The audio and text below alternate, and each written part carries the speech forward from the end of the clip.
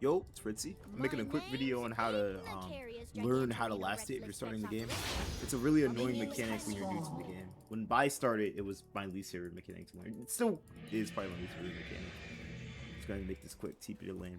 So, first thing you notice at the start of the game is that this is a war between 6 equally matched opponents.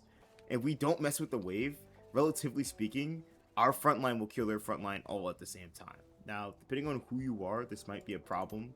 I'm showing it for Smolder, because this is the character I play a lot.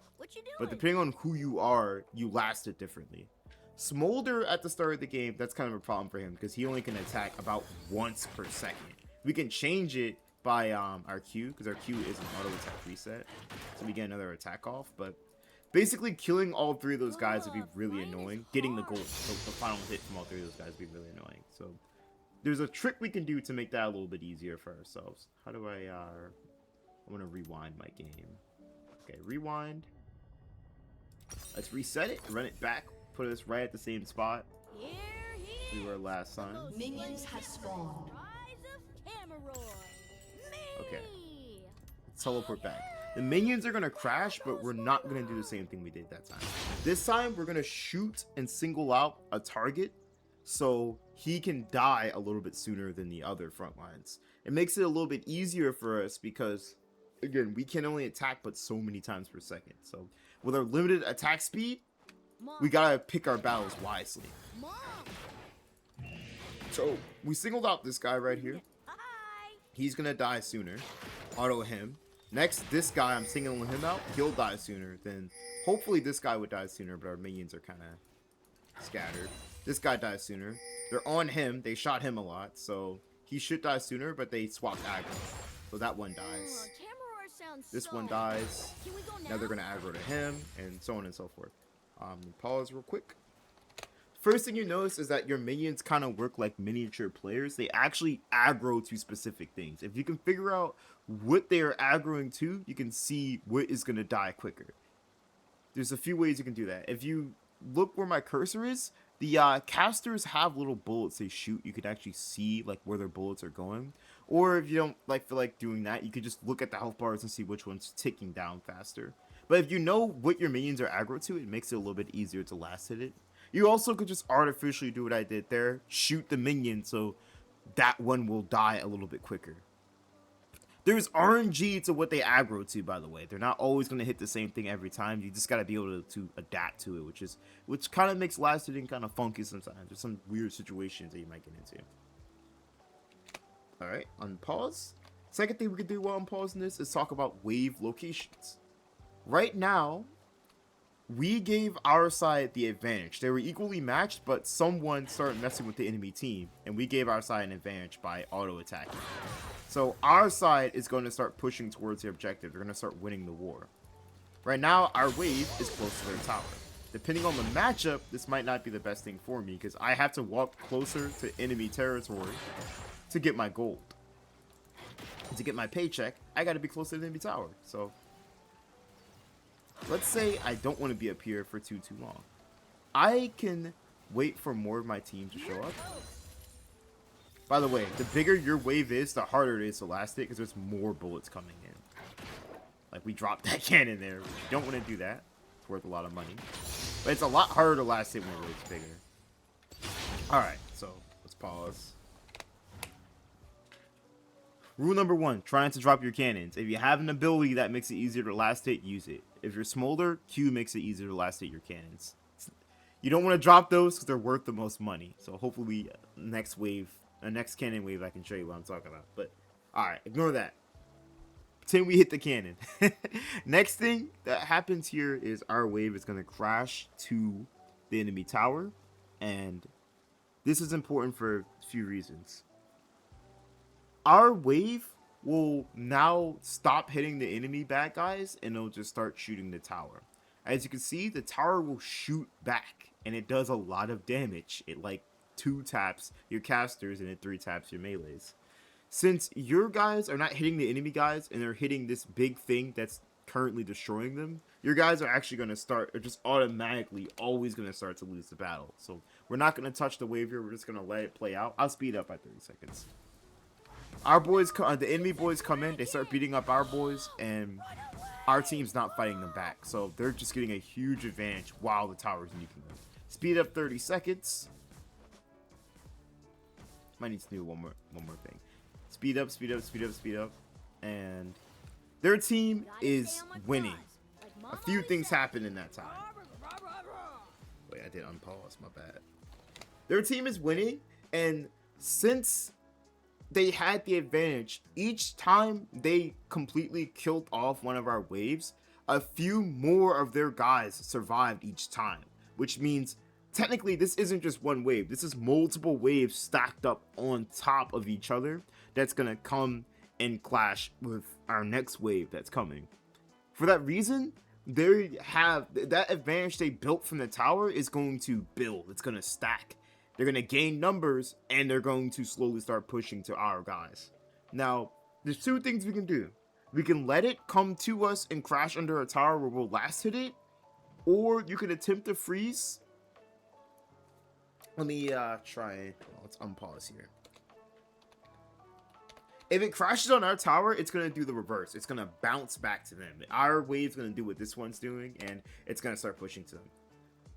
That's kind of self-explanatory since you just saw it happen in enemy team. They are the same thing. The other thing you could do is, let's say these guys are going to win. You can attempt a freeze here. All the minions are going to hit you while you're freezing, so it's dangerous. You lose a lot of health. But since I let them hit me, they're going to be stuck around here, and I can last hit them kind of safe and close to my tower. Sometimes, not a bad idea depending on the matchup. There's some matchups you might not want to be too far from your tower. This depends on the situation. This is not the best way to freeze, because you see, I actually want to do this. I'm tanking a lot of minion aggro here. Let's die on purpose. So if you notice, the minion wave hurts really bad. There's multiple ways you can take minion aggro, and you need to keep this in mind when you're laning. Let's rewind it. Speed up 30 seconds so the minions don't take so long. TP back to lane. And I want to show you how you can take minion aggro. The wave works exactly like the enemy tower. If there's a champion in front of you, there's an enemy in front of you, and I'm fighting that guy while he is sitting inside of his wave will stop fighting my minions and they will start targeting me. Depending on how big the wave is, as you saw back there, you could just die. So I'm gonna start fighting this guy real quick. We're fighting him, and notice how all of his boys stop. Well, most of them will stop hitting the enemy, and they'll start hitting me. Now they're hurting me. I'm taking aggro because I'm sitting in his wave, and two, I'm fighting. So the minions will just focus me here. There's no one in this lobby. There's only the minion wave, but I'm already at 50% HP. So if you're going to trade with the enemy, remember, if you trade inside of the enemy wave, they'll start beating you up. Even just walking into the enemy wave in general, like if I just walk into it, usually they won't immediately hit me. But it's if I walk into it while hitting someone, then they'll start hitting me, which that's dangerous because if there's a lot of them, they don't hit hard, but in big groups, they can kind of delete you. I'm already at half health. So I just wanted to show that. Let's our boys have an advantage. I'm not trying to let them. I'm just gonna push them out. We're gonna give our boys a big advantage by just auto attacking, give them a speed up by 30 seconds. I'm gonna try and I like to speed the game up. I like this 2x speed. Alright, we're gonna try to run 2x speed. Push, push, push. We're not trying to, let's go. We're not trying to last. We're just trying to get our wave to crash. Oh, let me delete that minion. There we go. Alright, you know what happens. Our boys crash under tower. Tower shoots him. Pum, pum, pum. It's gonna get the advantage. Our boys are not hitting the enemy. Really big wave we crashed here, so it's gonna take a little while, but eventually, as the tower just keeps shooting all of them, enemies arrive, they kill our guys don't hit them, tower's still shooting them. I kind of like this. We can actually like see it play out in real time, but not have it take forever. Eventually, we're going to get in the same situation. Their boys have the advantage. Big wave is stacked. And now they're going to start to push us back to our tower. So, I froze last time and died. This time, let's try and freeze and not die. How will we do this? You can thin this out so there's less people in it. Or, if you have like an enchanter, you could have your enchanter shield you. There's multiple ways you could do it. I thinned it out so there's less people, so if I do have to draw the aggro, it's not going to erase me, and it's not going to overtake me. Because by thinning the wave and killing off some of these minions, probably not going to be able to kill all of it, because some of these wave clears kind of trash. Depending on who you are, you can a little bit better. So we're going to draw some of the aggro. It's frozen here, and it's thinned out. I killed off a few of them, so it's not like a big, like, quadruple wave stacked. So when my team arrives, they're not just, like, immediately getting destroyed. They're not getting bodied, like, off rip. So now it will probably stay around here in a more of a solid freeze than the last one. Like, it's obviously, like, you know, it's gonna, there's ebb and flow, will push and stuff, but it's gonna stay here in a more of a solid freeze than last time. This is, if you're an early game champion, or just for most people, this is actually a pretty nice position to be in, because you can just last hit from, like, the general safety of being close to your tower. But we're close to tower, but tower's not shooting it, so it's kind of just stuck in this spot. That guy walked past me, but there is still RNG, so it's not super. I'm gonna kill up my ultimate real quick. Actually, we're in practice mode, right? Can I just refill my health? Hold on. Where do I go for that? HP. Nope. Where's my auto refresh my HP? There it is. Alright. So I refill my health, and this spot's good. Like, if you can get this makes lanes a lot easier. The only problem is, while you have the wave here, you technically are always kind of giving the enemy prio in a weird way. So, like, they could move. Some people might move and roam while they're doing that. It's a little risky to do, because as you see, the blue guys are the enemy team's gold.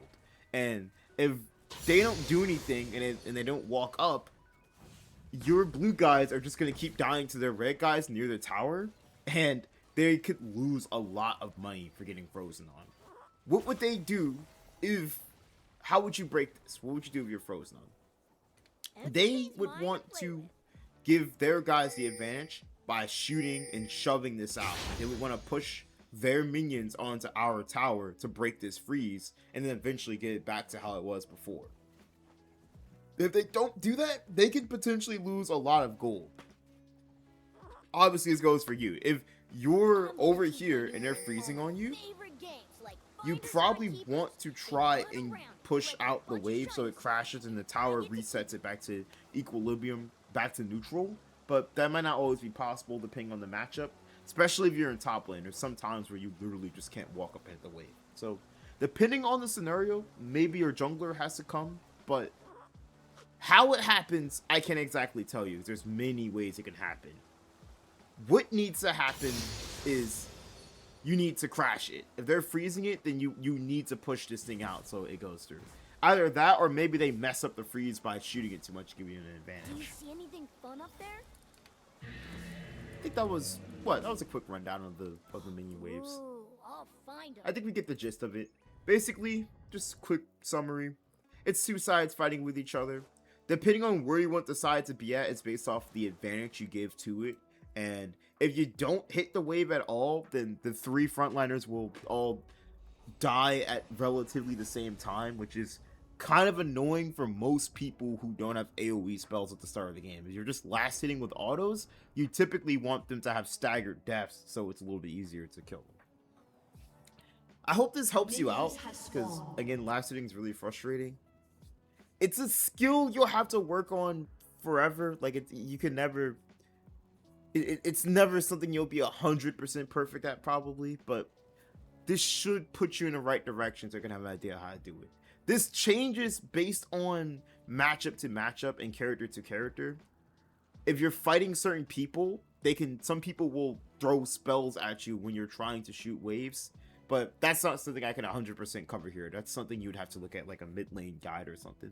I'm just showing you like basically what the waves are doing and how to get off your feet. That's all I wanted to say. This is Ritzy Roy signing out.